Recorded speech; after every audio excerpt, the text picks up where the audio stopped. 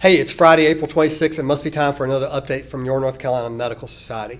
We're in a strange week. We're actually meeting in session on Friday today, taking votes, because we've been in a partial spring break last week, a partial spring break this week, a bunch of bills that you need to know about, the helmet bill, a couple of insurance bills that are out there. Go to the blog immediately and check those out. Sue Ann has updated those for you. But I've got one bill that I need to talk to you about today that actually passed through the House Judiciary Committees.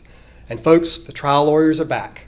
After a few years of kind of being quiet after we passed the most sweeping tort reform in 2011, they're back to undo those very things that you fought so hard and worked so closely with your legislators to make sure occurred in 2011. You'll remember there are two pieces to this. Senate Bill 33 was mainly focused on medical malpractice reform, and that's still sitting just fine.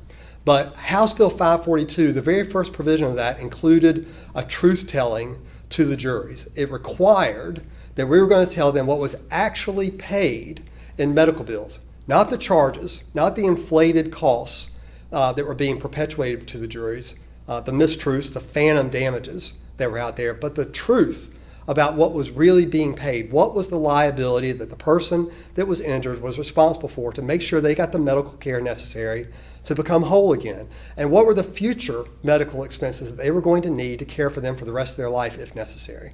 And that's what the lawyers are trying to undo, the trial lawyers are trying to undo right now with House Bill 611. In the first section, they repeal Rule 414 as it was enacted in 2011, which means they take away that truth-telling and they leave it back to all admissions may come forward to the jury, basically telling the juries about damages that never occurred.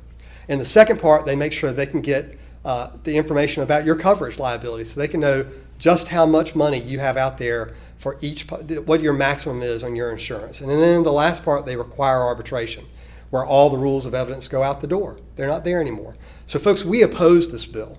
And it passed through our House Judiciary today because we're under this tight timeline with crossover coming up, where if bills don't move, then they die.